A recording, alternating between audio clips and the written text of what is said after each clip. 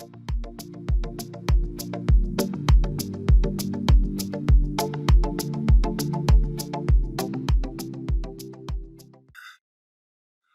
good afternoon, and welcome to this afternoon's professional development seminar on adding video to your Canvas course using Canvas Studio. This is an introduction to Canvas Studio,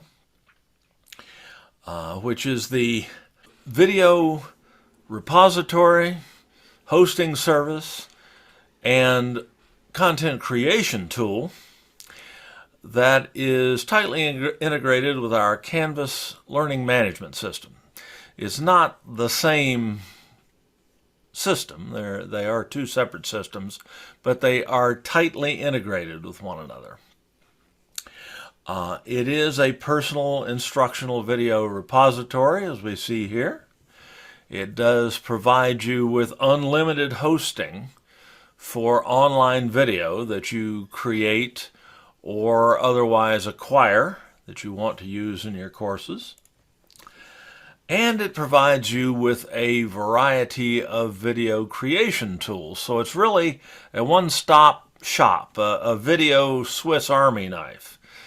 Canvas Studio is really all you have to have in order to effectively create and deploy instructional video in your courses. And of course, as I've said about 1,000,000 times over the years, instructional video is the richest form of content available to both online courses and to courses in the classroom. They're taught primarily in the classroom because online, on-demand video can be tremendously valuable as an instructional resource to students, no matter what the modality in which the course is being offered.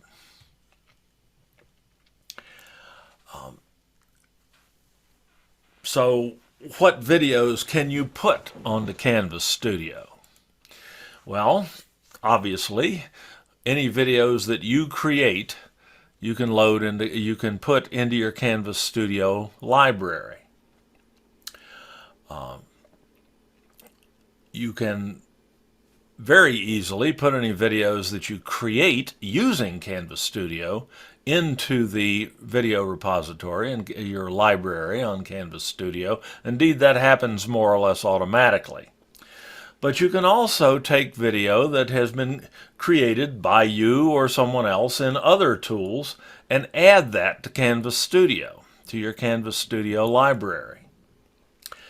You can also easily bring over videos, or at least link over videos, which are stored either on YouTube or Vimeo, which is a sort of a YouTube similar site, both of those contain tons and tons of instructional video, and you can link those videos into your Canvas Studio library as well. And not only that, you can utilize videos, you can include videos in your Canvas Studio library that have been shared with you by other Canvas Studio users at the San Diego Community College District, either your students or colleagues, faculty or staff colleagues. So you can put just about any sort of instructional video that you create or acquire in whatever way into your Canvas Studio library, and in the process then allow yourself to share that with your students. So let's talk first about how to add videos to Canvas Studio, to your Canvas Studio library. And we're going to start by learning how to add videos that you have as files, video files, on your local hard drive, on your local computer. To show you that, I'm going to need to show you Canvas Studio, so let's go ahead and get that up here.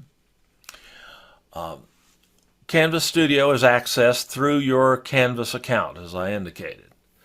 It is, so all you have to do to access Canvas Studio is to log into Canvas, and go to actually any page in Canvas, though typically you'd start from the dashboard where you first log in.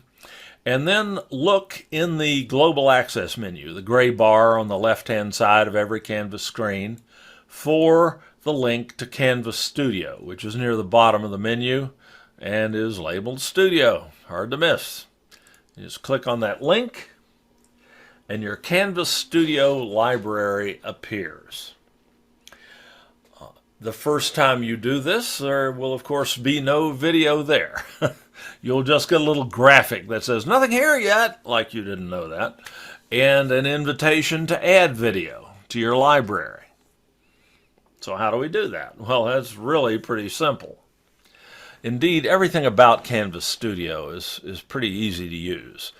This 2-hour session we'll do today will show you just about everything there is to know about Canvas Studio that you need to worry about in terms in the process of creating and sharing instructional video with your students.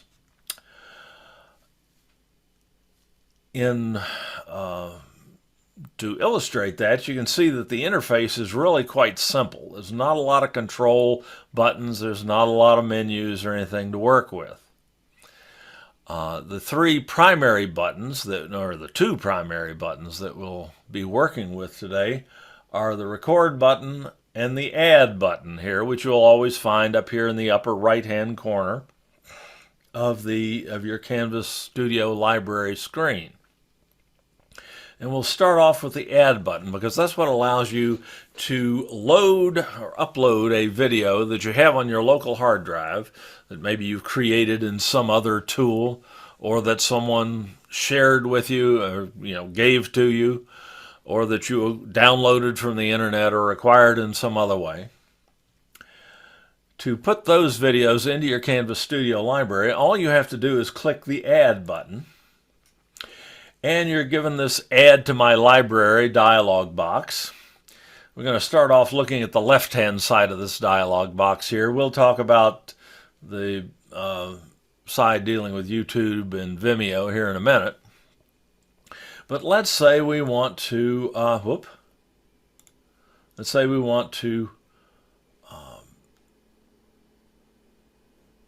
upload one or more video files that we have on our local computer. All we have to do that, let me make this a little, there we go, so we can see that Browse File button there. All we have to do is go to the Browse Files button here. Click on it, and we'll be presented with a File Manager window, File Explorer on Windows or the Finder on the Mac, in which we can navigate to wherever we have our videos that we want to upload to Canvas Studio stored. As it so happens, it's gone right to my folder for this seminar today, which has some videos in it that I'm going to use during my demonstrations today. And the first one I'll upload to my Canvas Studio library here is this video right here. I just select the video that I want to add and click open. And that's absolutely all there is to putting a new video file, uploading a new video file that you have on your local hard drive into your Canvas Studio library. Once you do that, the video proceeds to upload to Canvas Studio, and you see a little progress bar here.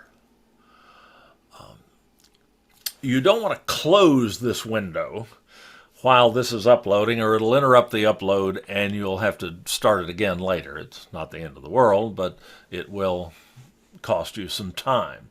But you can go to another browser tab or minimize this screen and go back to something else and then bring that back up later. You don't have to sit here and watch that little blue bar creep across the screen. I tried to make sure these were fairly short videos so it wouldn't take forever for them to upload. This upload process can take anywhere from a few seconds to an hour or two, depending upon the length and complexity and quality of the video file that you're uploading. For instance, if you're uploading a 2 or 3 hour Zoom class recording, which I do quite frequently. Indeed, I'll when I get through with this session today, I'll take the recording that's being made right now and I'll upload it into my Canvas Studio library and then share it with the community from there. In that event, that upload is going to take quite some time, an hour or two probably. Just depends on the speed also of your internet connection.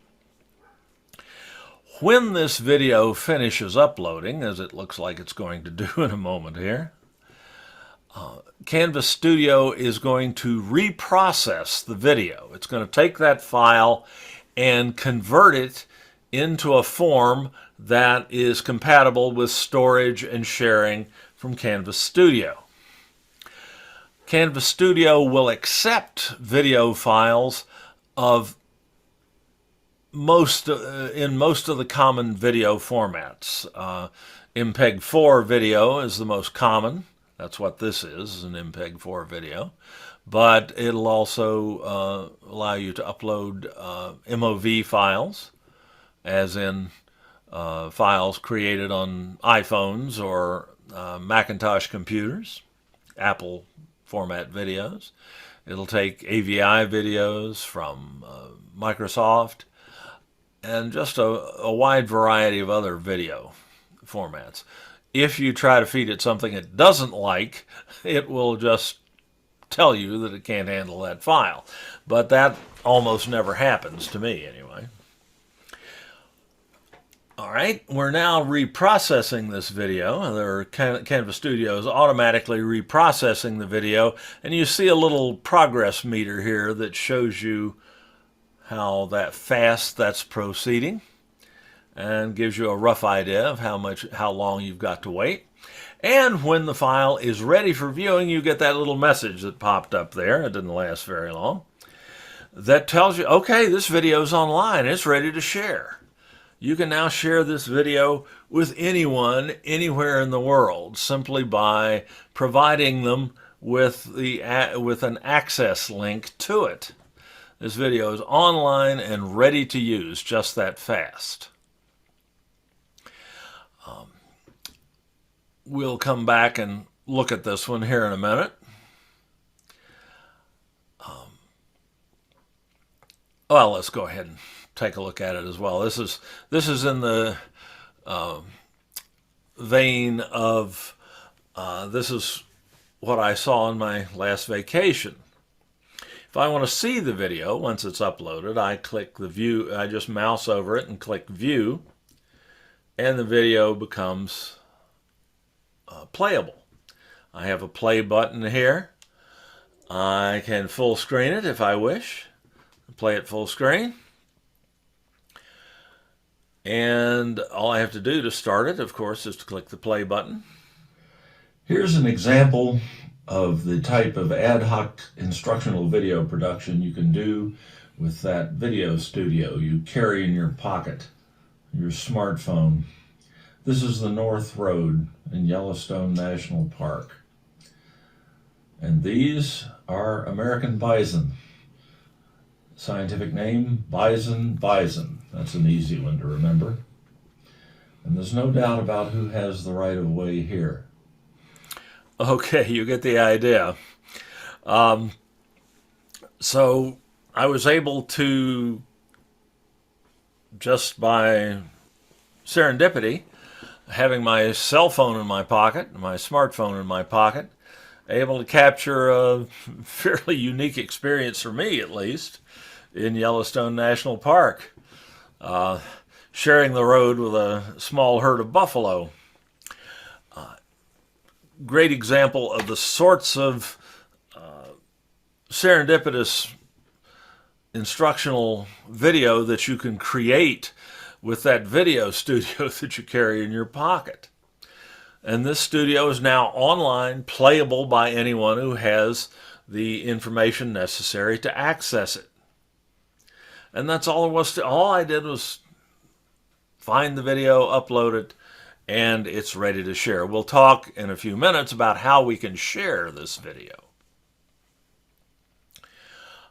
Now I can go back to my library, and there that video is stored.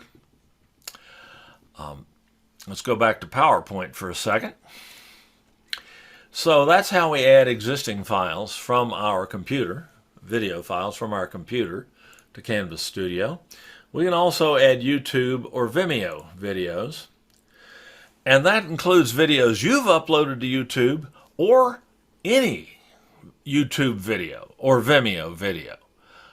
Even if you didn't create it, you can still pull that video over. Actually, with YouTube and Vimeo, you don't actually download or upload the video, I should say, into Canvas Studio.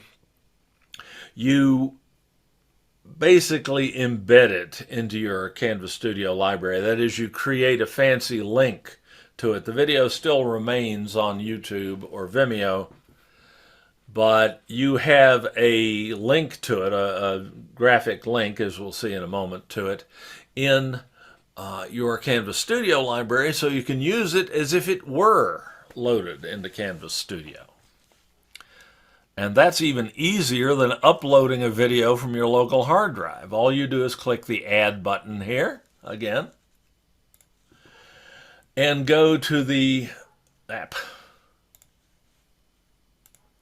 Go to the right-hand side here of the Add to My Library box, and you can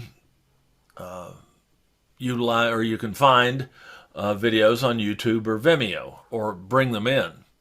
To do that, you do need the link, the share link for that video. For instance, in YouTube, here's a little video I put in here that won't take long to upload, or to get the content of.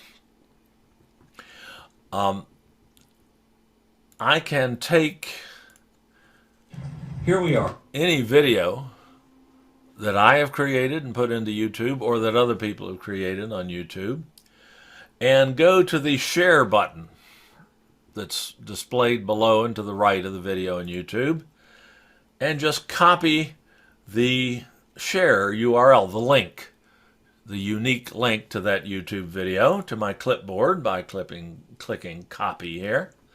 It tells me it's copied the link to the clipboard. Now I just go back to Canvas Studio, and I paste that link into this little box here that says YouTube or Vimeo link.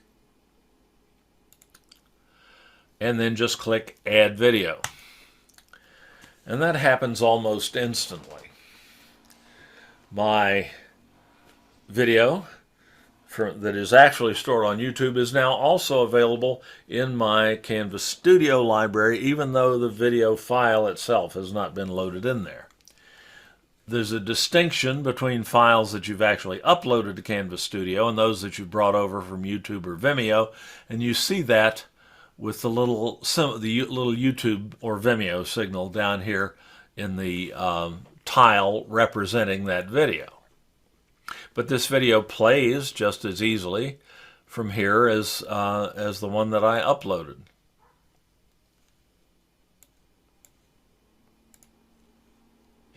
Here we are at the Missouri Headwaters State Park in southwestern Montana, where the Jefferson River on the left and the Madison River, just coming in here, come together to form the mighty Missouri, the longest river in North America and one of America's two greatest rivers. Okay, Lewis and Clark were there. So there's basically nothing to pulling videos from, or at least links to videos from YouTube or Vimeo and getting those into your Canvas Studio library.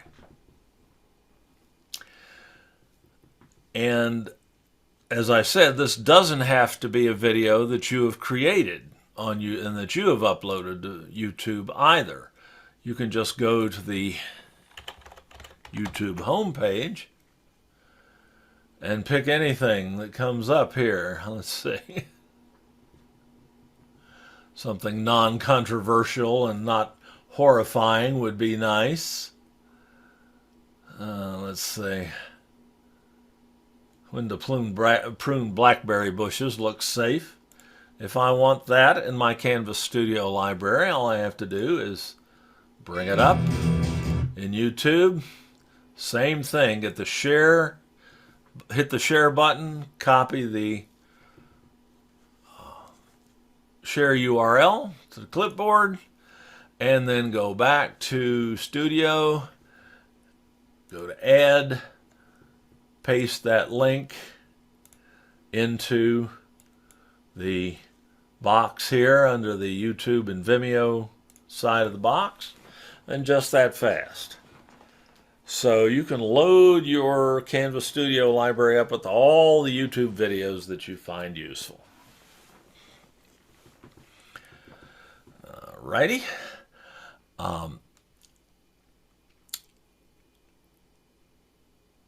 Let's go back to PowerPoint there. So adding videos to Canvas Studio is pretty trivial. Another thing that's very easy in Canvas Studio, and that is essential, is making sure that the videos that you have in your Canvas Studio library that you plan on sharing with your students are captioned. If that's not true, you can't use them. We're not allowed to use uncaptioned video in online. Actually, we can't use uncaptioned video even in the classroom anymore. Even if we don't have a deaf or hearing impaired or cognitively challenged student who needs the caption in the course, we're still required to have them available. And that's by federal and state law and state chancellor's office and district policy. So there's just no wiggle room there. So fortunately, Canvas Studio is capable of auto captioning most of the videos that you put into your Canvas Studio library. That is, it does the captioning for you. It takes the soundtrack of the video that you have uploaded or created in Canvas Studio. It converts that to text using speech recognition software that is nothing short of magic, and then breaks the transcript, the resulting transcript, up into 1 or 2 line segments and displays those 1 or 2 line segments in synchrony with the action in the video, that is, with the speech in the video, the dialogue in the video, so that when someone is saying something, you see their words on the screen. Classic video captions. The only drawback, perhaps, if there is one, to Canvas Studio's captioner is that the captioning does not happen automatically upon upload of the video to Canvas Studio. You have to ask for it. They make you beg. Don't know why. I guess somebody somewhere is using Canvas Studio under circumstances where they think they can get away without having captioned videos. That's not here at the SDCCD. And once the captions are created, they don't automatically appear. They have to be reviewed and published by you in order for them to appear. So you have to, in order for them to be visible to your viewers. So you have to request the captions, and then at some later time, you have to come back and check them out and make sure they're usable, and then publish them. So let's see how we do that. It's very simple. It's just an extra step that can be forgotten. Ask me how I know that. More than once I've had people call me or email me and say, gee, I thought you had captions on that video. Well, I do. Oh, you can't see them. Darn. Oops. All right, so let's see how we do that. It is dirt simple. All I have to do to caption a video, let's do this one on the bison here, is to view the video and go to the Captions tab here just underneath the video window. I have to tell Canvas Studio what language was being spoken in the video, and I got to pick one. If more than one language is spoken, it can't caption all of them at the same time. It can, however, handle a variety of languages, about 15 or 20 languages, commonly encountered languages. So if you are teaching a French class and you have a video in which you are speaking French, you can have the video captioned by Canvas Studio in French. And I've had people tell me it does a pretty good job. I know it does a good job in English. So this was more or less English, so the closest I can come to it. So I tell the system it's English and click the request button. And the automatic captioning process proceeds. It will take a little while, so I'll have to come back later and okay the captions and make sure that they're published. Canvas Studio will send me an email at my primary email address in Canvas, since the two are tightly related and you're logged in with your Canvas LMS account. Canvas Studio knows who you are and where your email address is. So it will send you an email when the captions are done, and then you know to go back in and make sure they're okay. Rather than us having to, and I certainly don't have to sit here and wait on this. I can go back to my library using my breadcrumbs up here at the top and do something else and go back and check on those captions later. Rather than have us have to wait on that to see what finishing up the captions looks like, I'm just going to pick another video here that I know for which I've requested the captions previously, and which have the captions waiting there for me to review. Go to Captions, and when the captions are ready and you come back in, you see this little blue Review and Publish button. To finish up the captioning process, you just click on that button and your captions appear. You can just kind of scroll through them if you like. You can also play the video as you do that. And now I'm recording this screen to a file on my local hard drive. I can bring up whatever type of software I like to pull up. Let's pull up an Excel window just for the heck of it.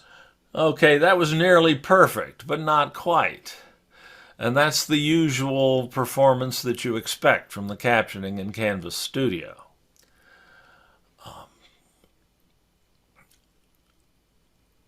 Like there should have been a period here. If there are errors that you need to correct, you can just click right into the caption and type and edit them.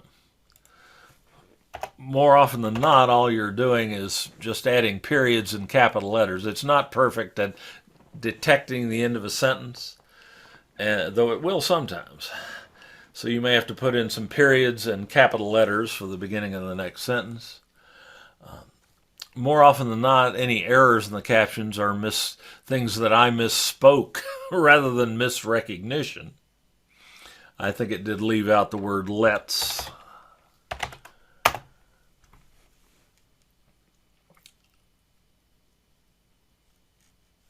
So I can go through and I can edit these captions as needed. The accuracy is generally very, very high. It will occasionally miss jargon terms, esoteric jargon terms in your particular subject area. So you want to check on those because obviously they're going to be critical to a deaf student's understanding of the video. But usually don't have to spend much time at that. Once everything looks good, you just click this publish button here, the green publish button. The captions are now published. If I go back to the library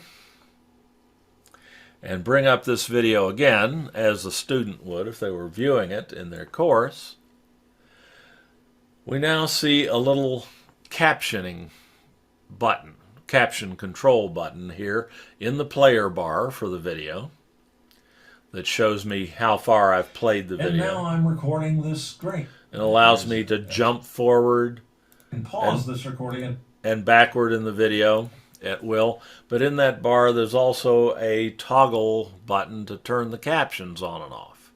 The captions are generally turned off by default. These are making them so-called closed captions. That's what closed captions are. They're captions you can turn on and off. And they're turned off right now, but if I click that button and make that little icon fill in, now the captions will appear upon playback. Just enter some numbers at random. If I want a sum of those numbers. Come on. Okay. I just go to the auto sum. Well, that's aggravating. Button up here. That never happens. Turn them on and off again. There we go. Had to do it twice just to make it to convince it I was really serious. Highlight the numbers. Click and drag over to highlight the numbers I want to sum and press enter. And there's the sum. The captions in Canvas Studio do appear on the top portion of the screen, which can occasionally occlude things that you want the students to be able to see. That can be problematic. Usually, though, if the students go full screen, the captions are out of the way. They're high enough to be out of the way. This is a little drawback to the captioning engine in Canvas Studio, and we can't move this around. We can't, as with a video stored in YouTube, we can't drag that around to get it out of the way of whatever we're trying to see. So that's a minor drawback to the captions in Canvas Studio. But they can be turned on and off as well at need. So, not much to captioning. A video that you have either uploaded to Canvas Studio as a file or that you have created in Canvas Studio. And we'll see in a little while how to create video using the tools in Canvas Studio. That leaves the question of videos brought over from YouTube or Vimeo. Let's look at this video of mine that I brought over from YouTube. If I go into that one and click on captions, it just says no captions yet. And there's no menu to allow me to ask Canvas Studio to create those captions, because that video is not actually in my Canvas Studio library. It's really on YouTube, and this is just a fancy link to it. So what do I do now? How do I use this? How can I get this video captioned? Well, if I happen to have a caption file, a text file with time information in it, with captions typed out and parsed into 1 or 2 line segments, I can upload them in a variety of languages. But we're not going to have that. That's very unlikely. They just throw this capability in to more or less to look good. And the really aggravating thing about this is that this video on YouTube is very probably already captioned. Yet when you bring that video over into Canvas Studio, the captions do not come with it. So what are you going to do? Well, then things get a little more complicated at that point. Let's go back to YouTube here and see if this video is everything. Every video that you upload that's uploaded to YouTube by you or anyone else is, if it contains speech, is automatically captioned. YouTube captions everything that's uploaded that has speech in it by default. And it will do so in like 40 or 50 different languages. It's a marvelous tool in that regard. For instance, this video has captions. I can turn them on by clicking on the little CC symbol here. At the Missouri Headwaters State Park in southwestern Montana, where the Jefferson River on the left. Great. Why? But those didn't come over into Canvas Studio. Why not? Beats the living daylights out of me. I guess it was hard to do. But I know it's possible to download to strip captions out of YouTube. So I don't know why the folks who write Canvas Studio haven't made that happen yet. Fortunately, there is a workaround if you own the YouTube video. This is indeed my video that I uploaded. I created and uploaded. And I can, as a result, I have this button that says Edit Video in YouTube. I can click on that, and that will take me to the so-called video details page for this video on YouTube, which has all sorts of information about the video that I've uploaded, and also has this menu over here on the left. That's not what I meant to do. Here we are at the Missouri Headwaters State Park. Sorry about that.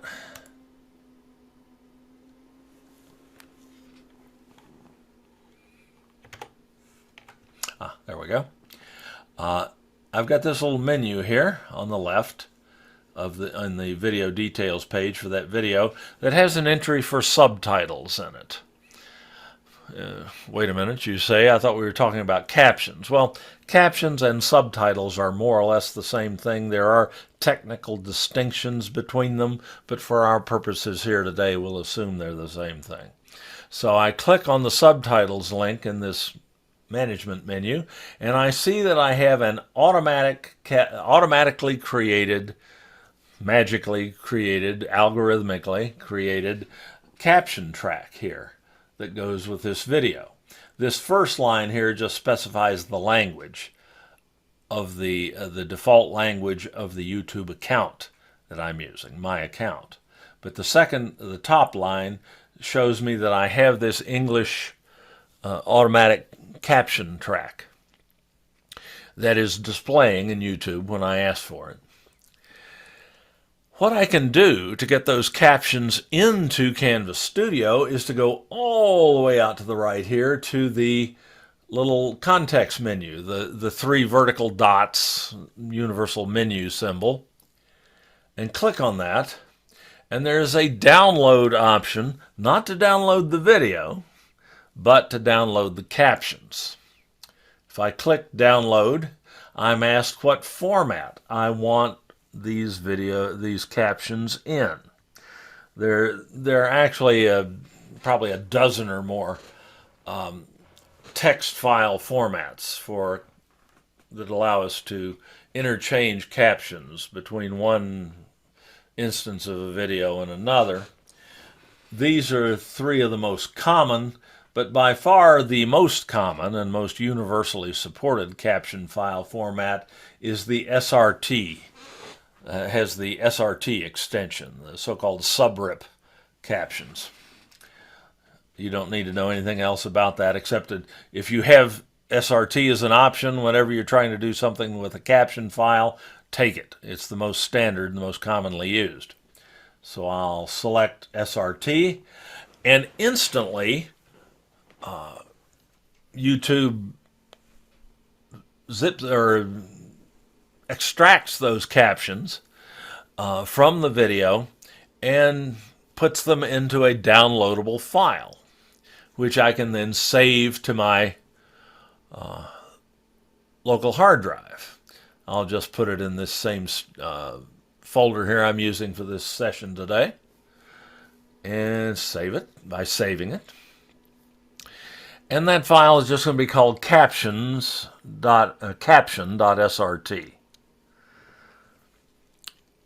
To use that file, I go back to Canvas Studio.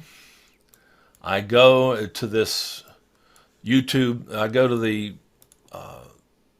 tile for the YouTube video for which those captions were downloaded.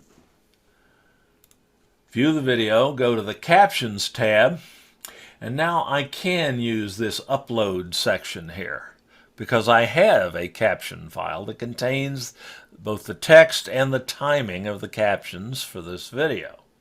And they're in English, so I tell YouTube that, or I tell Canvas Studio that by clicking on that, and then I have to go and find that captions.srt file that I downloaded to my hard drive. That's it right there. It's the only one I have in this folder. So I'll select that file and click Open. And instantly, the captions are available, just as they were not so instantly when Canvas Studio. Here we are at the Missouri Headwaters State Park in southwestern Montana. And YouTube's pretty accurate on captioning too. So that's how you get those YouTube or Vimeo. The process is similar for Vimeo. Vimeo is used much less commonly, so I'm not going to show you how to do that, but it's comparable. But that's how you get those captions for those YouTube videos that you own. If you don't own the video, you can't download that caption file from YouTube. So that becomes quite problematic. There are things you can do that I'm not going to cover right now, but contact me offline if you have a situation where you have a YouTube video that you did not create, that you really want to use in your Canvas Studio library, but that you can't get the captions for, and I can perhaps give you some advice on that. Enough said. So let's go back and see where we are in PowerPoint here. So we've already seen that captions from YouTube and Vimeo videos don't transfer, so they can't be auto-captioned in Canvas Studio either. So we can transfer YouTube captions by file, download, and upload, which we just saw. All right. So we've got some video in our Canvas Studio library all of a sudden. Video that we've pulled from YouTube or that we've uploaded from our local hard drive. This is as good a time as any to talk about how you can organize your Canvas Studio libraries so that you can actually find the videos you want when you need them. After you've used this for a while, you may find that you just have lots and lots and lots of videos. I got 11 pages of video, of 20 or 25 videos a page here in my Canvas Studio library.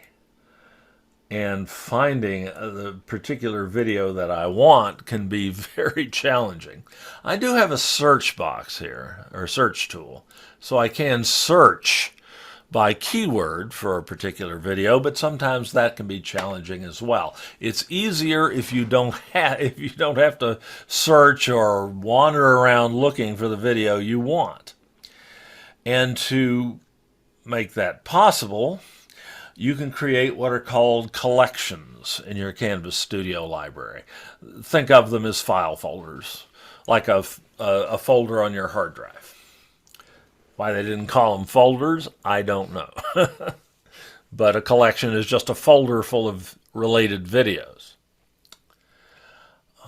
You can make a collection simply by clicking on this plus collection button and naming it.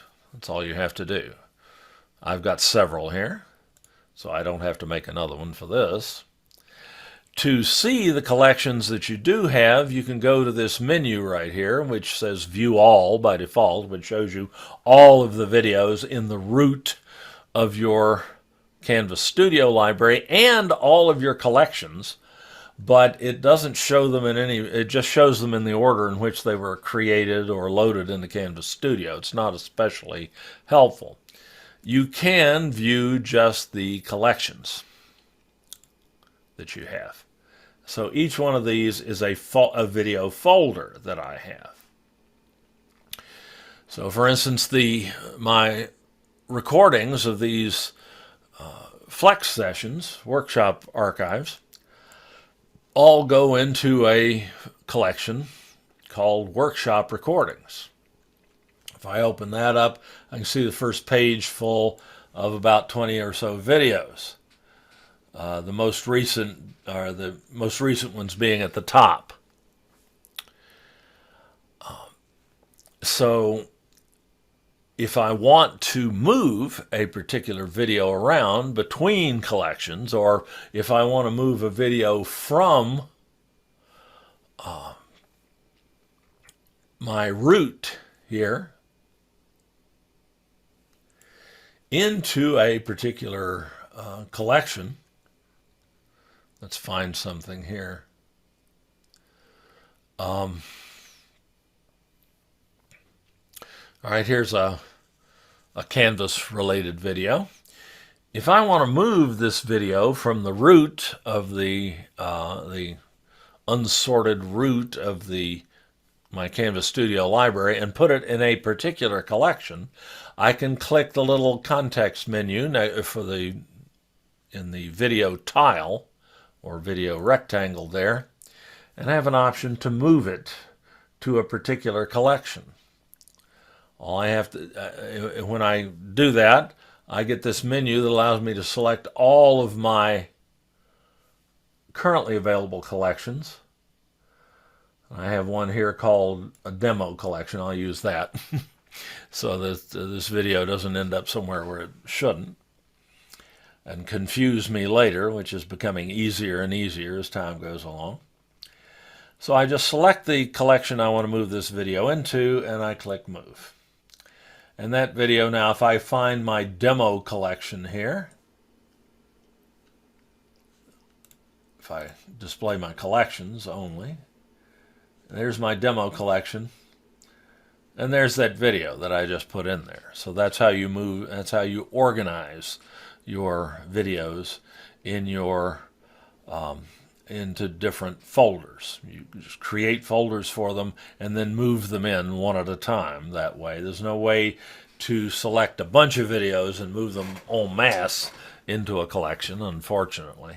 You have to do it one video at a time, but it usually doesn't take that long.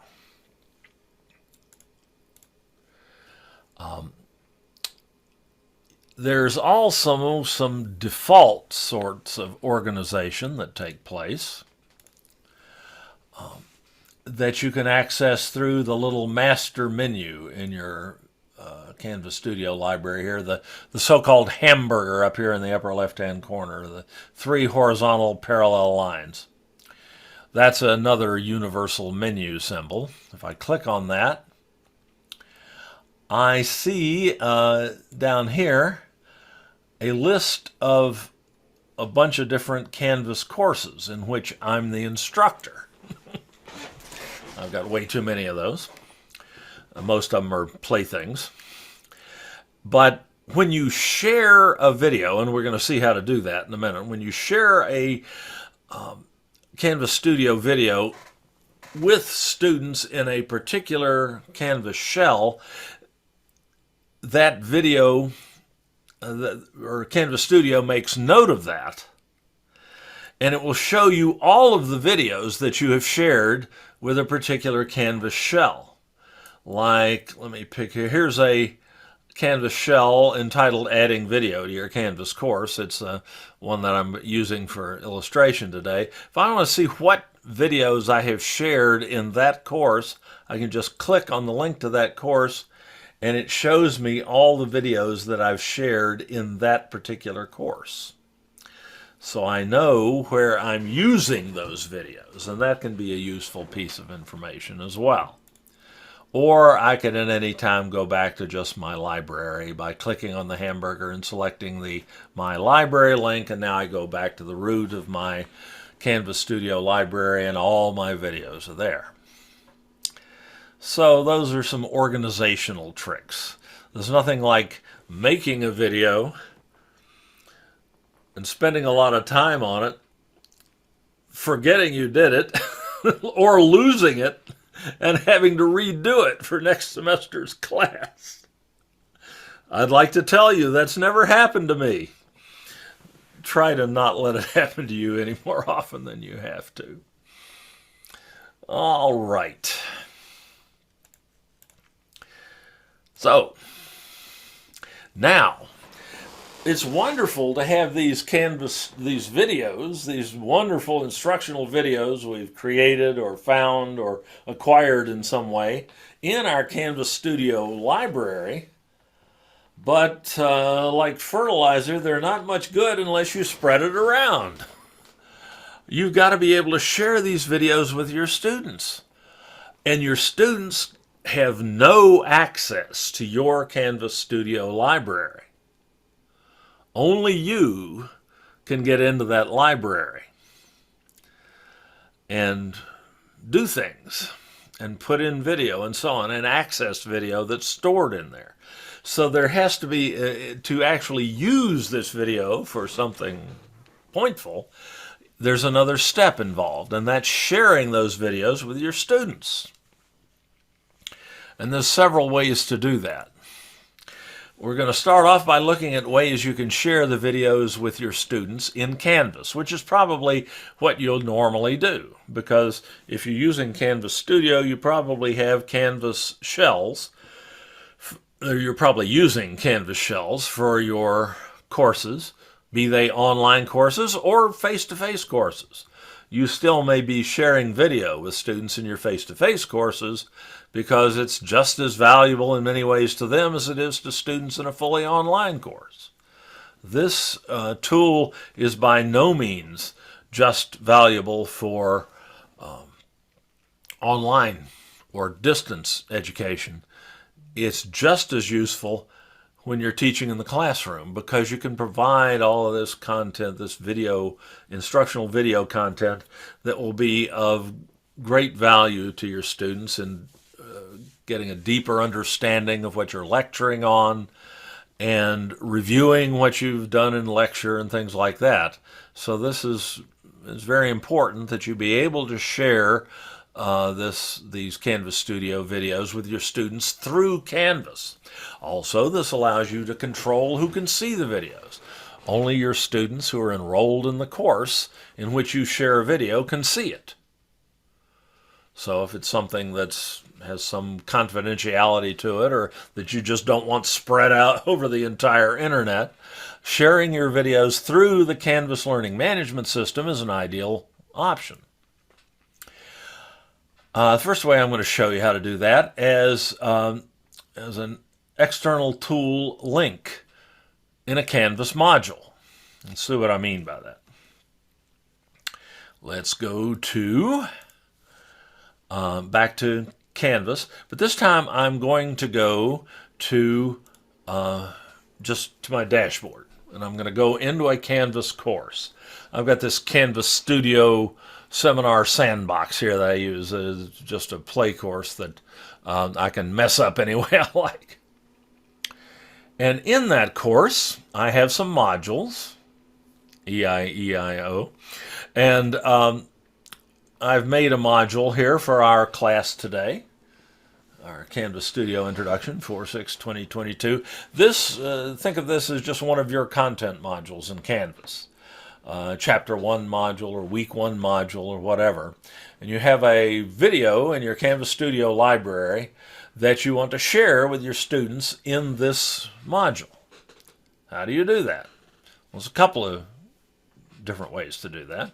One, the simplest one, is to just add an item to your module using the plus sign here in the module title bar.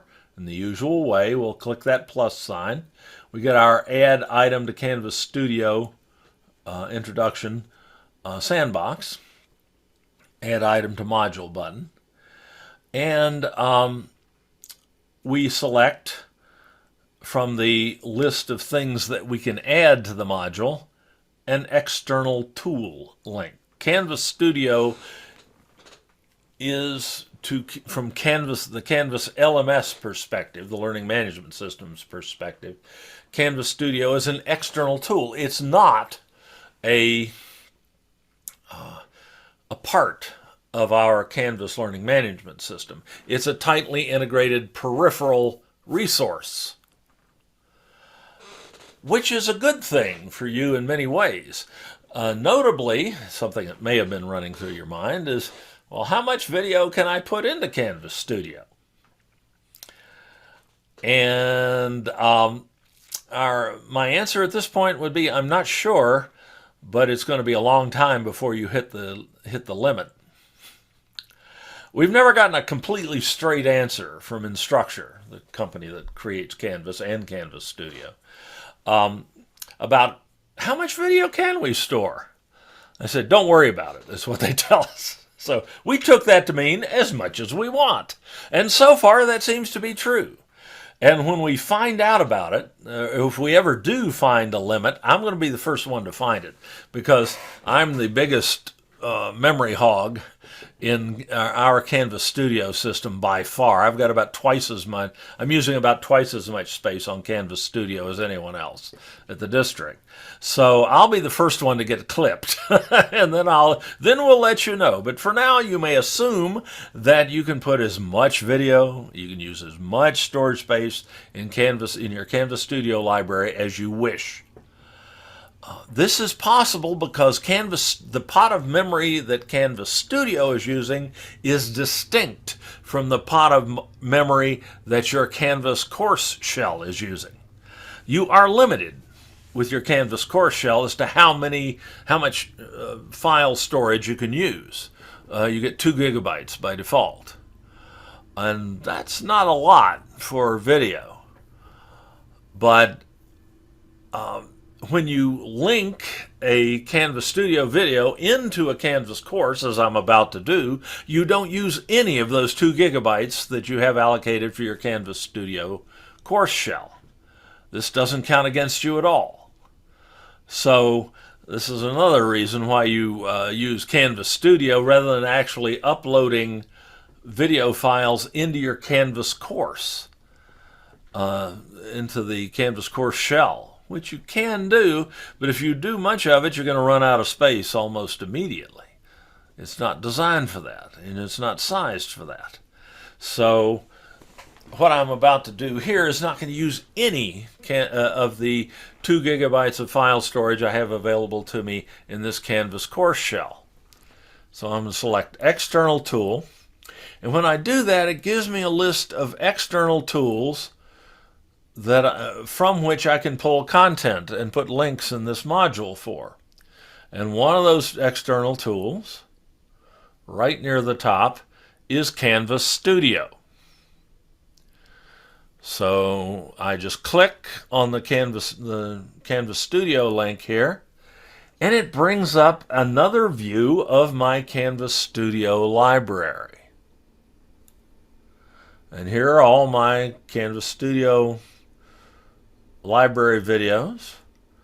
I can also view my collections if I want to look into a particular collection, but I'm not going to get that fancy here. Let's say I want to link this bison video into my Canvas Studio. Well, I just find it, mouse over it, and click the button marked Select. When I do that, I get a couple of options. Display Media Tabs is on by default, as you see with the green. There's usually really no reason. Well, it'll be relatively unusual that you want that on, so you can turn that off just by clicking there. You do also have the option to give the student viewers the capability to download the video as a file to their local hard drive so they can play it later offline without being connected to the internet. But then that gives them a copy of your video that they can do anything they want with. So in most cases, you probably won't want to do that.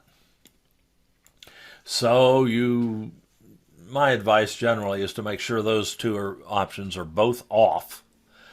And then just click the blue button labeled Embed.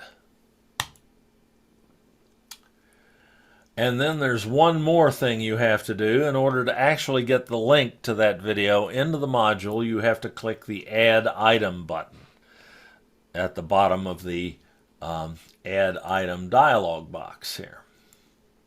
So we click that, and a link appears to that video. It is named by default Canvas Studio. You can change that name, of course, by going to the context menu button at the end of the module detail line here and edit that name. So we can call this Bison Video. Maybe even not capitalize the I. There we go.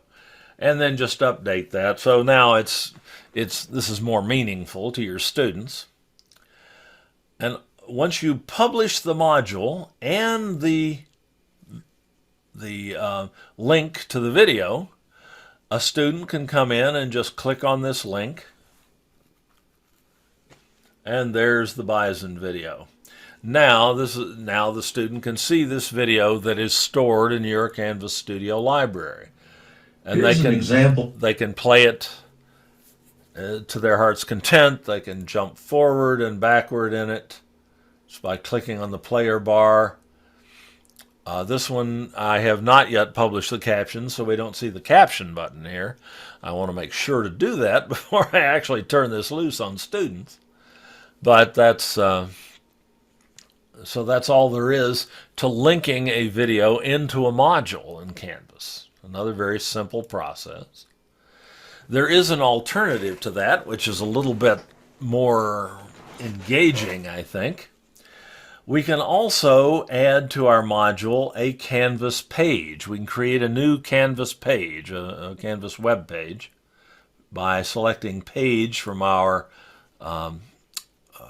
item type menu here, and create a new page by clicking on that where it says Create Page there, and then giving the page a name like Bison Video page,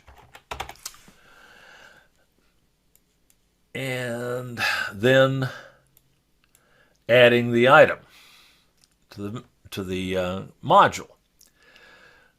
If I click on this now, of course, there's nothing there because I haven't told Canvas how to find that video. All I get is a blank page. In order to make this video accessible to students this way, I have to edit the blank page using the Edit button up here. And in the Rich Content Editor, I need to use the little electric cord icon over here, the so-called apps icon. Because this used to be called the external tool icon. I wish it still was, because it would be more congruent with what you see in the modules. But the electric cord is what you need here. You click on the little down caret next to it, and you see a list of external tools from which you can insert content into this Canvas page. And one of those that I've used in the past is Canvas Studio, but if you don't see Canvas Studio here, just click View All and you'll see all of your available Canvas external tools here, and Canvas Studio will be one of them.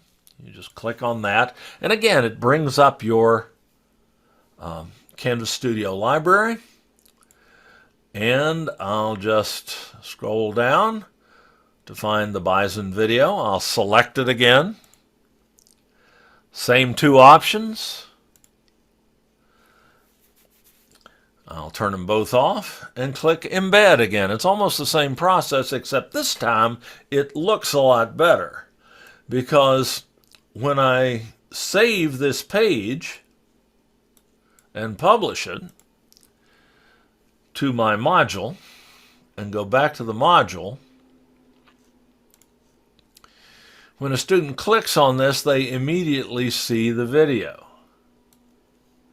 embedded in the page. And I can, if I want to edit this page, I can include contextual information about the video. Let's see. Now, let me do that below it here.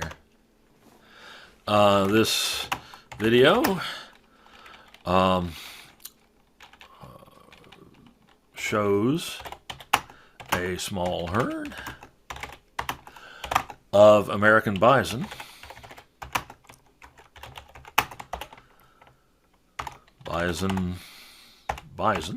scientific name,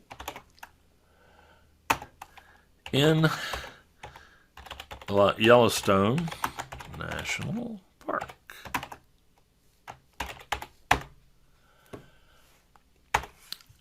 And I can even include more. If I have multiple bison videos I want to share, I can put them all in this same page. So this gives me a lot more flexibility and a lot more engaging display of this video. But either way that I've just illustrated will work just fine. Oops, didn't save that, did I? There we go. Okay, so that's pretty simple. Sharing with your either as external tool links or as app embeds in Canvas pages, these videos. What's another one? Another way to share these videos in a different sort of context is you can share them with your colleagues, so that they can use them in their courses. Let's say you've found this one or created this wonderful video for a particular course, and there's several other people who teach that course as well. And you, being a wonderful person and a sharing person, you want to allow those faculty to use your video in their courses. You may or may not feel that way, and it may vary from colleague to colleague, but you do have that option. Canvas Studio encourages that sort of thing, indeed. And it's like everything else in Canvas Studio. It's really simple to do so. I just need to go back to my Canvas Studio library, and if I want to share that bison video with someone, I just view the video. And I go to this context menu button here in the upper right-hand corner of every video display window. And there's a share link in that menu. I click that. And there are two tabs here. There are people and links. We'll come back and talk about links in a minute. Let's talk about sharing with people right now. First thing I can do is I can decide whether to share, to just let my colleague view the video, or I can let them edit it, do anything they want to with it, their copy of it. Then I need to search for people with whom I might share. And I do that just by beginning to type their names. Like, let's say, Sam. Let's say I want to share this with Sam.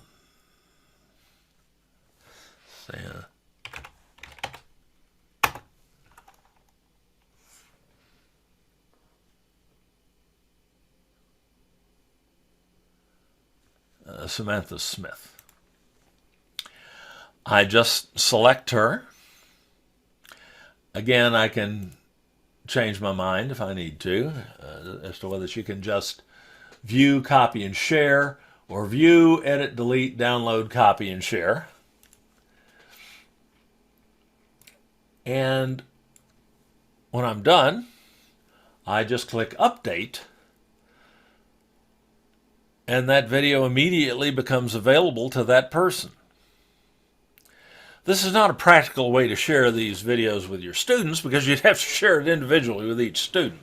So you don't do that with students, but this is something you might do with a colleague with whom you wanted to share use of this video. I'm not going to do this because Samantha's not expecting this video. She's going to wonder what the heck is going on. So I'm just going to cancel out of that. But what she would see once I do that is something she'd have to go to the hamburger, the master menu for here. And when I do that, there's an option here to see videos that are shared with me by other colleagues or students. So if I click shared with me, these are a couple of videos that colleagues have shared with me and allowed me to utilize in one way or another. And they're just like videos in my own library. I can use them, I can share them further. I can't download them because I didn't get that right here, but that's fine. So, that's how you find videos that have been shared with you. I did say something there a minute ago that might have picked your ears up a little bit. I said student, I said the word student. Faculty and staff are not the only ones who have access to Canvas Studio at the SDCCD. All of our students also have this same access. So students can create their own video. They can store their own video. They can share their own video. They can do just about everything with Canvas Studio that you can do as an instructor. There is one exception, and I'll talk about that when we get there, but it's a minor one and not one that restricts their use of it at all. So this gives the students another way to turn in work to you. Sometimes in a performance-based class, like, say, learning to use Excel or something like that, it can be very difficult to evaluate a student's skill with the program just by having them turn in a result, a spreadsheet that they've created. Because you don't know how they got there. You don't even know if they did the work or not. But if you force them to record themselves creating that video in Canvas Studio, well, then you know who did that. At least that they were involved in the process. So it's really a powerful tool, not just from an instructor-student perspective, but also from a student-to-instructor perspective. Really pretty neat that we have that capability. All right. Moving right along, as we still have a bit to cover. It's also possible to share videos from your Canvas Studio library via what are called public links. What does that mean? Well, if we go back to Canvas Studio here for a second, let's go back to my library here. And pick this same video, one's as good as another, and view it, and go to the Share menu again, just as we did to share with our colleagues. We also have a Links tab here. If we wish, we can create public links that can be used outside of Canvas. They can be used in a host of different ways on the web. If we click that link, we get both a basic link and a so-called embed code, which I'm not going to belabor right now. So if I want, for instance, to share this video with someone, I can just take this link here. I can copy it to my clipboard. I can highlight it and copy it to my clipboard. And I can just do something as simple as pulling up an email. Send screen. and sending it to whomever, my boss. And here's a video.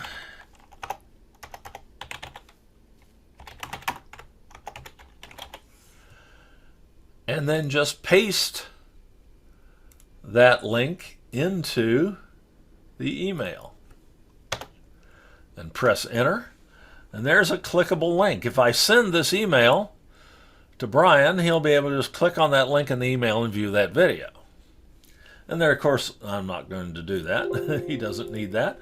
But there are lots of other circumstances where you might use those public links, like another website, another learning management system, somewhere else. Emails, Canvas messages, SpeedGrader in providing feedback to students. All those are possible.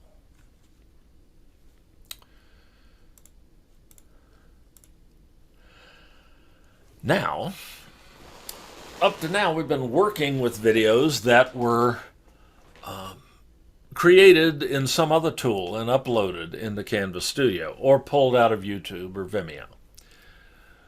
But Canvas Studio also has very powerful video creation tools built into it. And they're very easy to use, like everything else. They all start with the record button in the interface. It's very easy to find that.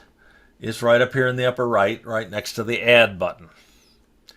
To make a video in Canvas Studio, you just click the record button and you get two options: screen capture and webcam capture. Let's do the simplest idea first, webcam capture. Canvas Studio can record whatever your webcam sees and your microphone hears. So it can record a talking head video is a common thing to record with your webcam, but you might also point your webcam at someone performing some sort of classroom activity and record it that way.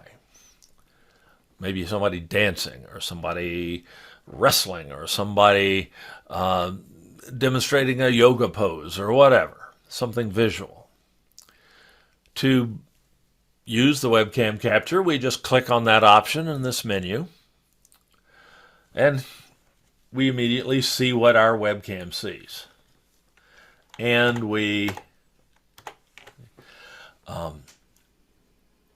if we speak at it, we should see this little blue bar bouncing along here.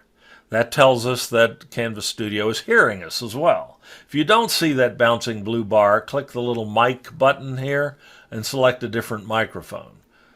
Like, yeah, that microphone's a little better. I'm getting a little more deflection there with that blue bar. But that blue bar is just an indication that sound is being received. At that point, it's dirt simple. You just click start. You just look into your webcam. Remember, that's where your audience is. And you click start recording. You get counted down. Hi everyone, I'm Dave. I'm your instructor for this course. We're going to have a ball this semester. Can't wait to get to know you. Bye-bye. When you're done, you just click the finish button. You can play it back to make sure it recorded. Hi everyone, I'm Dave. Yep, look, just as stupid the second time. And then just click the Save Media button. If it's just totally unacceptable, you can start over, but don't do that. It's good enough the vast majority of the time. So when I click Save Media and go back to my library here, I see that video appearing in my library. And usually that happens very quickly because it's already in Canvas Studio. Actually, it's created on my local hard drive and then uploaded automatically and then processed quickly, because it's created with a Canvas Studio tool. And here it is, online, ready to share. Hi everyone, I'm Dave. Same stupid video. It just doesn't get any better. But that's all there is to making a webcam video in Canvas Studio. The other type of video you might make in Canvas Studio is called a screen capture. At least that's what Canvas Studio calls it. Most of us call that a screencast. A recording of your computer screen in full motion with voiceover, which allows you to demonstrate and teach just about anything in any subject. And create an instructional video that you can that will be put into your Canvas Studio library and which you can share with your students in your Canvas courses or with the world through public links if you prefer. The screen capture process is a little more hinky, shall we say. Involves a little bit more, and it's also a little bit more challenging. Well, no, not really. A little more challenging for me to demonstrate to you, but not so much in this case. To do a screen capture, I just click Screen Capture. And I'm given this option here to open my screen recorder. That only happens if this is the second or later time that I've done this. What happens the first time is this. You get this little screen here that, and unfortunately this is covering it up. There we go. This is what you see. The screen capture recorder is a little application that actually has to be downloaded and saved, or downloaded and installed on your computer. So you have to do that the first time. To do that, you just click download here and follow the directions. They're trivial. Then you go back and hit record again and hit screen capture, and you get this button that says Open Screen Recorder Launcher. You click on that, and within a reasonable period of time, sometimes that happens. We have to do it again, especially if I've aggravated it the first time.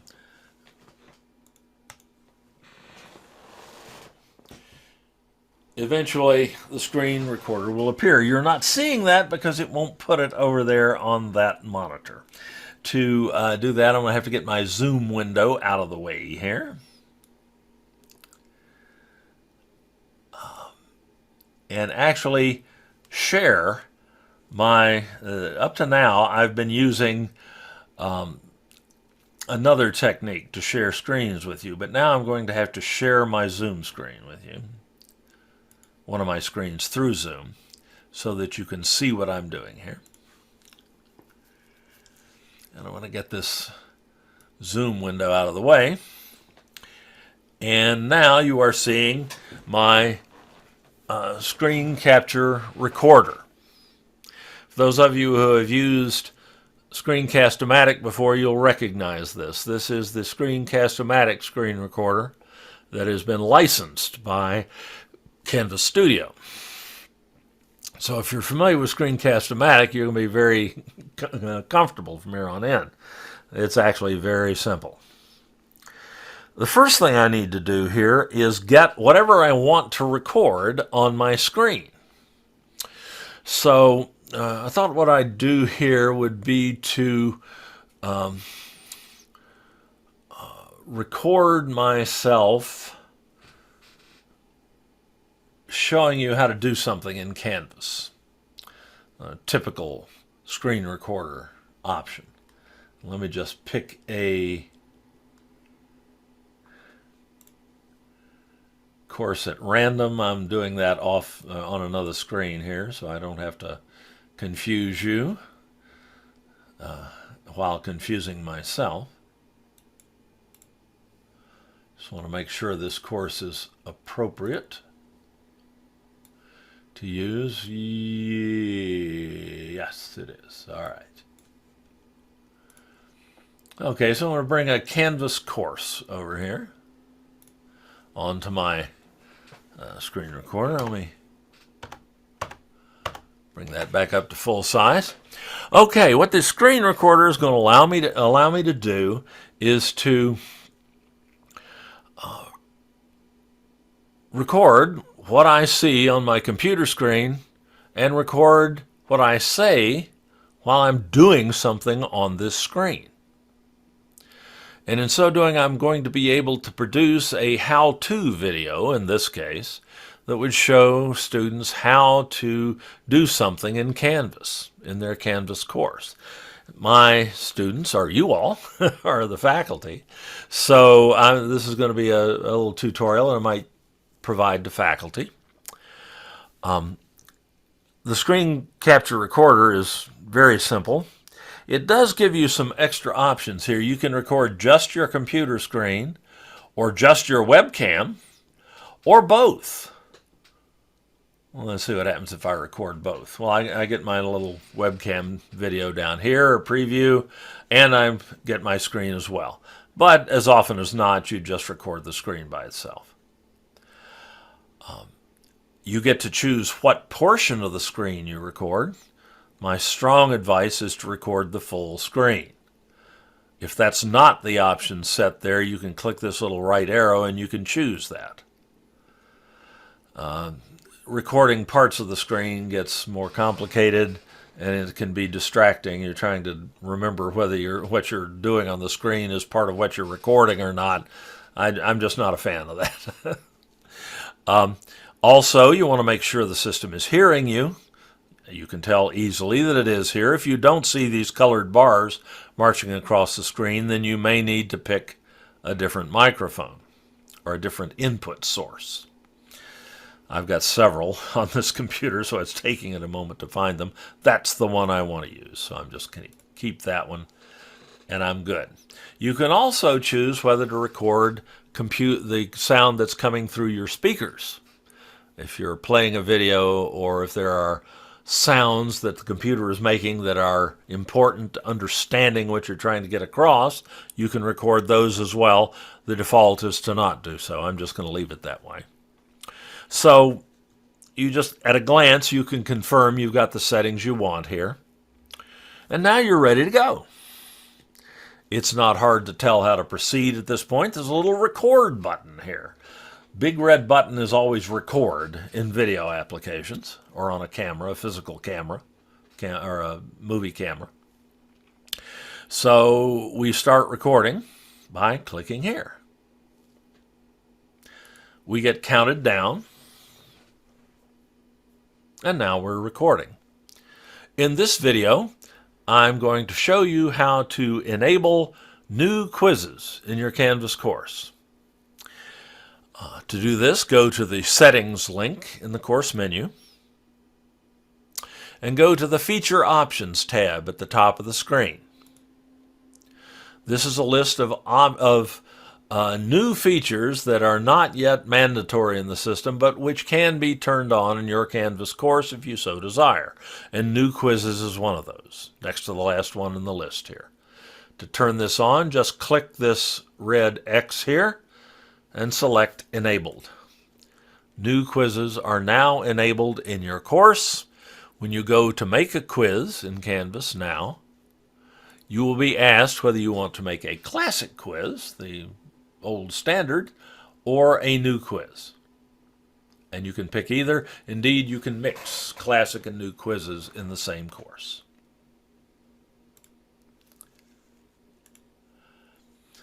The whole time I was recording, there was a little pause button down here, which I just clicked.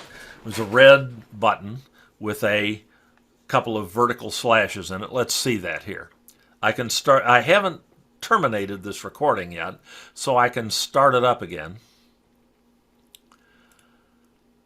Okay, I get counted down again. And here I'm recording again, and here's the pause button. Note it also tells me how long I've been recording. I can pause this recording at any time just by clicking on that button. And indeed, that's valuable if you get in the middle of a presentation, you can't remember what you were going to say next, which happens to me more frequently all the time. I can pause that and get my stuff together and then hit record again.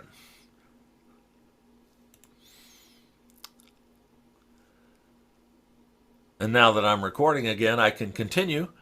And people watching the video later will not be able to will not know that I did that. I maybe had to stop recording every couple of minutes to remind myself what I was going to do next. Be nice to be able to do that in a live lecture and not have your students notice, right? Well, you can do that in a recorded screencast using the Canvas Studio screen recorder. But let's say I'm finally done. I pause one more time. And then I tell Canvas Studio that I am done with this recording, and that will close it off. I can't start it up again after that. So I click Done. I get a preview of the video that I've made. I can play that back. And now we're recording. In this video, I'm going to show you how to enable. So everything looks and sounds good. And as we go through the video, you see everything I was doing. All of that gets recorded. And everything I've said is recorded. If everything looks fine, great, you can proceed. If it's foobar, fouled up beyond all recognition, you can redo it. But don't do that over small things. Perfect is so much the enemy of good in the case of creating instructional video. No video of any kind is ever perfect.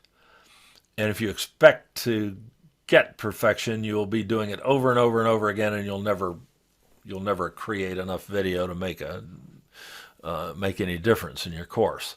Unless it's totally useless, don't redo it. Just move forward. You move forward by giving it a title, a name. I call this sample screen recording. And what's today? 4/6/2022, just so I know what this was. I can give a more detailed description if I like. I don't have to. And then I just click the upload button. That proceeds to upload the video to Canvas Studio, where it will be processed, and it will be available in my Canvas Studio library to share with my students in the same way that I shared those other videos with them. This will take a little time depending on the speed of your computer, the speed of your internet connection, how long the video is, and how complex the video is, how many screens you changed and so on during the process. But usually it doesn't take very long. And 99 times out of 100, you end up with the message, upload successful. You have created a screen recording in Canvas Studio that is now in your Canvas Studio library. You can access it just by clicking Continue, and then accessing your Canvas Studio library, and there it is, or will be shortly. I'm just going to refresh that display, and there it is. There's my sample screen recording. And it's already uploaded and processed and ready to go.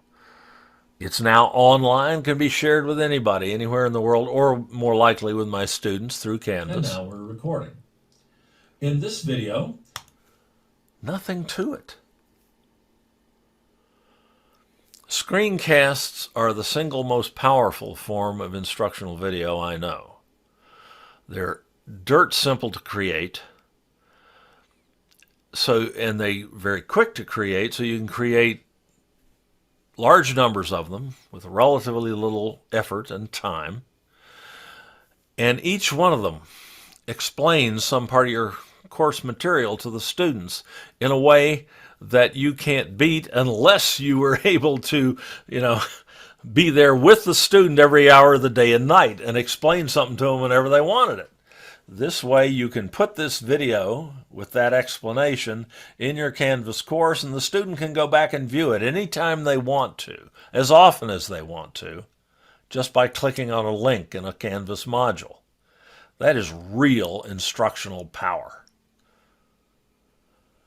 And it's something you get for free with a very accessible and understandable tool that everyone at the district has access to. This is quite easy for students to use as well to create submissions for homework assignments.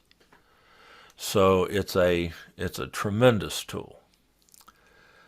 So those are your two options for creating video in Canvas Studio.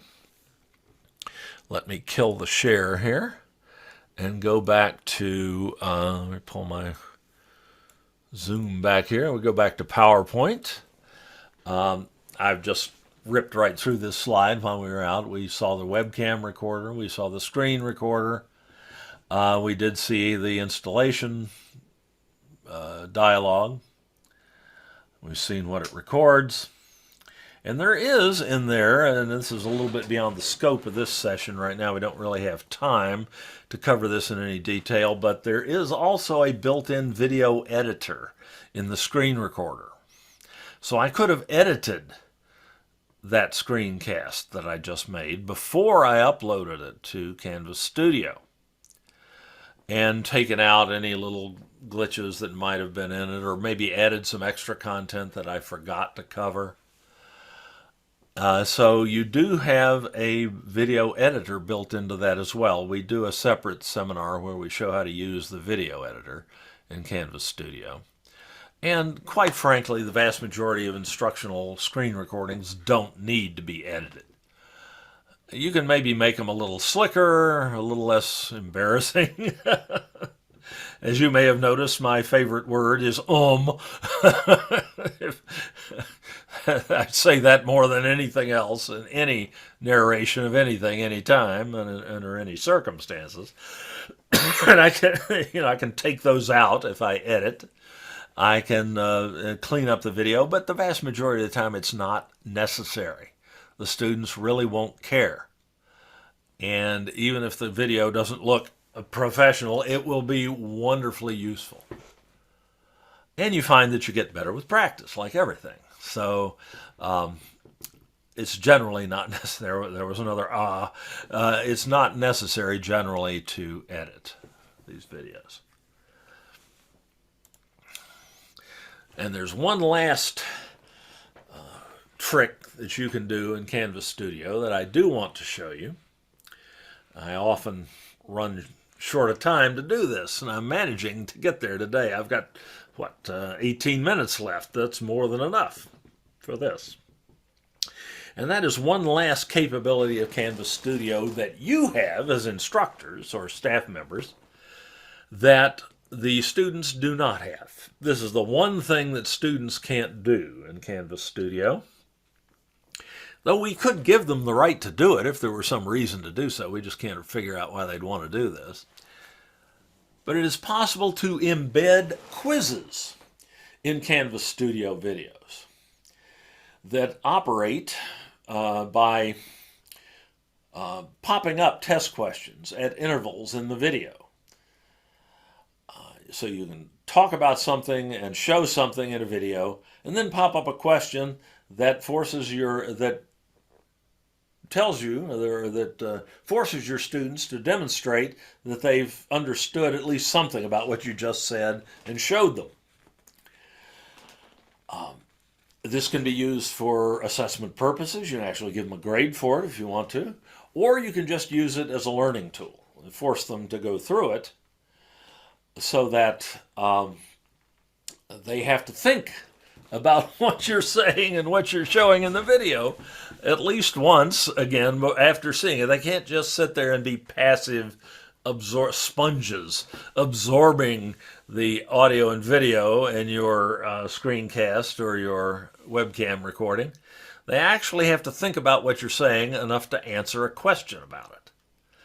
And this is a tremendous enhancer of recall and retention of that information. Been all sorts of studies done on just minimal recapitulation of something that someone's just heard or seen, and showing how powerful that is in terms of enhancing retention of that material. So it's a great technique, whether you use it for assessment or not, though you can do so. And it, like everything else in Canvas Studio, is pretty straightforward.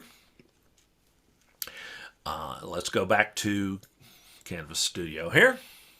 And we can pick, you can put quiz, one or more quizzes in any video that you like. I'm going to pick something really short here so that I don't, so this doesn't take a long time. Let's do this Headwaters of the Missouri River video here.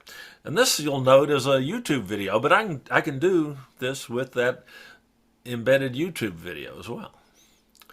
To create a quiz in a Canvas Studio video that you have in your library, you just click the, you don't view the video, you just go to the access tile for the video that's showing in your library display, and click the little context menu just below the video window there, and there's an option in that menu to create quiz.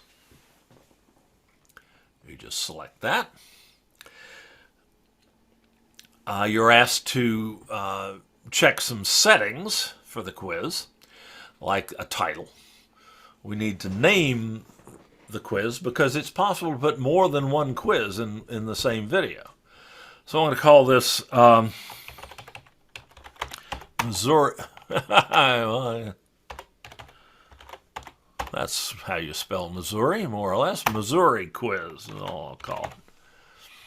I can enter a description. And I have a couple of decisions to make here. And usually I'm going to leave both of these off. But there isn't, this first one is particularly useful. As we're going to see here in a little bit, by default, little markers appear on the video timeline that show where the questions are in the video. And if you don't want the students to just skip right to the questions, you can hide the question markers. Whether you decide to do that is a personal preference. I know a lot of people who feel strongly one way or the other about it. But I'm just going to leave both of these unset. And then click Get Started. I get a video window for this video that's pretty similar to everything we've seen so far when on playback, except that on the player bar down here, I have this little white circle with a black plus sign in it. That's what allows me to insert a question into the video at a particular point.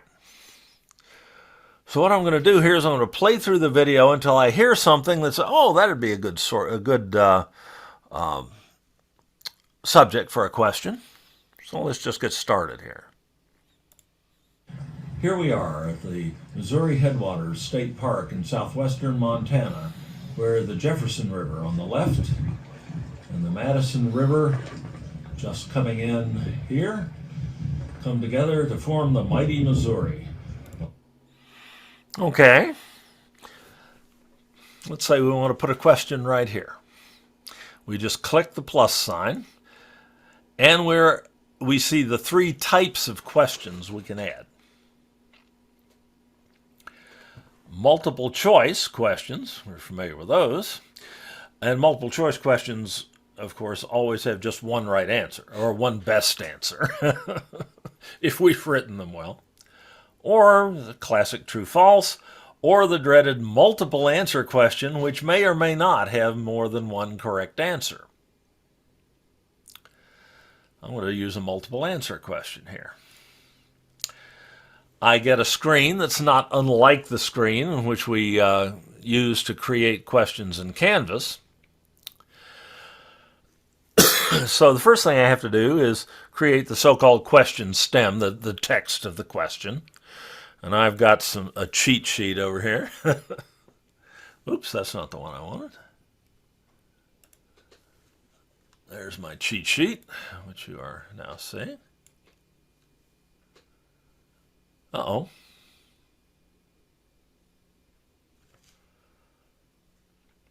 Shoot. I was not showing you that. I was showing you the Darn it, I was showing you the PowerPoint slide. Let's back up on that a little bit here for the moment and go back to this. I'm going to create a quiz by finding the video, going to add quiz. We'll call this Missouri Quiz 2. Sorry, I lost situational awareness there. I want to make sure you see what I was talking about before. We'll call this Missouri Quiz 2 now and get started. Here's my video, and I've played it about to here. The longest river in mighty Missouri. The longest river.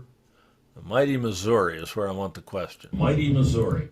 Okay, I pause the video, and I add a question, a multiple answer question, as I just discussed, and I add the question text, which might be, which two rivers merge to form the Missouri? You'll say, well, God, nobody could forget that in the 3 seconds since I said that. Well, A, you'd be surprised. Maybe you wouldn't be. No, you. Most of you are experienced enough that you wouldn't be surprised at that. But remember, the real point here is to get them to think about what you just said and reprocess it, and which cements it.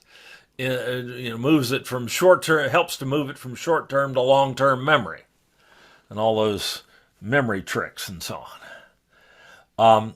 Now, what are my options? Well, there might be the Gallatin, which is a good near miss answer because the Gallatin is actually comes into the Missouri about a mile below the confluence of the other two, and sometimes that's confused. Or the Monroe. Everybody gets James Monroe and gets Monroe and Madison confused in their American history. I sure did. I can add more answers. Then there's Madison. And let's say I want 4 possibilities here. And Jefferson. Already beginning to get a little harder to remember, isn't it? Good thing I was standing there the other day. That'll help me. I can shuffle choices so that no two students get the answers in the same order if I want to. I can also provide some feedback if I choose, but I'm just going to keep it simple. So here I've got a multiple answer question, and the 2 right answers were the Madison and the Jefferson, and not the Gallatin, so I'll uncheck that, and I'll save the question. And there's one question. Let's go on. The longest river in North America and one of America's 2 greatest rivers. Let's add another question. Let's make a true-false question this time. And we'll say the Mississippi River is the longest river in the U.S. True or false? Well, I just said so. It's the Missouri. It's false. By the way, that's a matter of some contention. It depends on exactly where you put the source of the Mississippi. And people from the states bordering the Mississippi often get in fistfights with people from the West about which river is actually longer. But Wikipedia says the Missouri River is the longest, so I'm going with that. False. The Mississippi River is not the longest river in the U.S. Save that question. And I can add as many questions along here as I like. But 2 is good enough. When I've added all the questions I want to, I just click Done. And that quiz becomes a part of the video, and it's so indicated in the little tile for the video with the little rocket ship symbol that you see there. That's an indication that there is a quiz embedded, 1 or more quizzes embedded in this video. So how do I use that? Well, I go back to Canvas, to my Canvas Studio sandbox here, and if I want to embed that video here in the module, I just, that's not where I want to be. Modules. Where are my modules? Here we go. Here. Oh, I'm in the wrong course. When did that happen? Nuts. All right, here's my Canvas Studio. It's getting late already. Here's my Canvas Studio sandbox. If I want to add that video with the quiz in it to this module, I just click the Add button here, and I go and again to External Tool, to Canvas Studio, just as I did before, and I select that video that has the quiz in it. And there's that little rocket ship to remind me. I select that video, and now I get some extra options. Before, the only option I had was a standard embed. But now I've got a video quiz embed as an option. I select that. I select the quiz, which was Missouri Quiz 2. Remember, I boogered up the first one, so I'll use the second quiz there. And I'll embed the video. And I'll add the item. And I can rename that as I did before if I needed to. But if I play that video, watch what happens this time. I don't just get the player interface. I get a little button that says Get Started. I click that, and the video begins to play. Here we are at the Missouri Headwaters State Park in southwestern Montana. And there are my questions. The Jefferson River on the left, and the Madison River just coming in here, come together to form the mighty Missouri. And bing, there's my question. There are the two right answers, and I can't proceed until I answer the question and hit continue. If I don't remember the answer to the question, I can rewatch the video back to the last question or to the beginning of the video, whichever comes first. But I think I remember that, so I'll continue. The longest river in North America and one of America's two greatest rivers. No, the Mississippi River is not. False, but I'm going to miss it. Say true. Continue. And I'm at the end of the video. Now I can replay and take it again if I think I screwed up, or I can submit the quiz. I'm going to submit the quiz. And now I can view the results. And I don't want item analysis. The students wouldn't see this. I want student results. And there's the result. I got 1 out of 1, 50%. And there's the questions, my answers, and whether I got them right or wrong. So the student gets immediate feedback on what they got right, what they got wrong, what they remembered, what they didn't, and it, again, helps to cement it in their minds. If you want this, now this is just for their own edification to this point, but if I want this to be gradable and to have a grade in the grade book, I have to embed the video slightly differently in the module. I don't add an external tool, I add an assignment, a homework assignment. And we'll call this, I'll create an assignment, and we'll call this video quiz. Or I can call it anything I want, and add the item. And that's just a Canvas assignment, so I'm going to edit that assignment by clicking on the name of it and going to the Edit button here. And in the, I don't have to do much here, but in the assignment creation screen, I have to, of course, provide some points. It's useful if the points are an integral multiple of the number of questions. There are 2 questions, so I could use 2 points, 4 points, 6 points, 8 points, on any even number. Let's make this 10 points, worth 10 points. It'll do the math for you, but you'll get, if you use a number that's not evenly divisible by the number of questions, but it's a little messier. And I have to change submission type to external tool. And then I find the external tool I want, which is, as you guessed, Canvas Studio. Once again, I find that video with the quiz in it. There it is. I select it. I do a video quiz embed. I embed the right quiz, the correct quiz. And then I embed that and select it.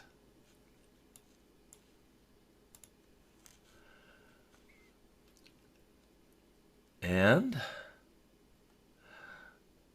probably a good idea, well, no, I think I can get away without loading it in a new tab.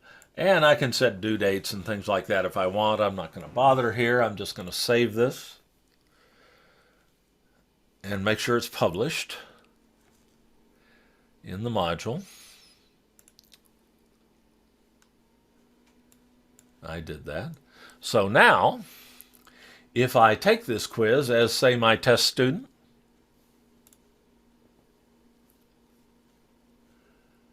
go to Student View, take the video quiz.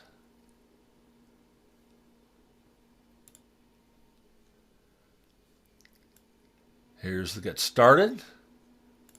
This is just like, it's going to look just like it did before. Here we are. So I'm just going to jump ahead to the questions and answer them very quickly. This is what you might not want the students doing. The longest river in North America and one of America's 2 greatest rivers. And I'll say false this time.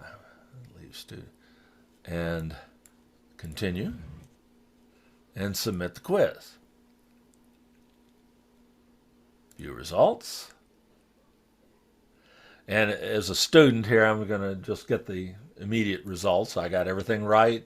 There's my answers. And they're all there. There we are. And I'm done. If I leave Student View and go to the gradebook now,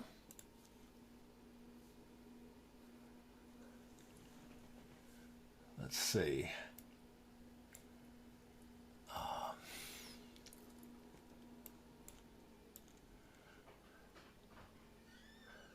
Video quiz, there it is. Here's my test student. There it is, a 10. So that grade is automatically computed and dropped into your grade book and can count toward the student's final grade. So you can use these Camtasia or Canvas Studio videos as both just instructional tools or as assessments, or both. Actually, they'd be both. And that pretty much covers everything I wanted to cover in this session.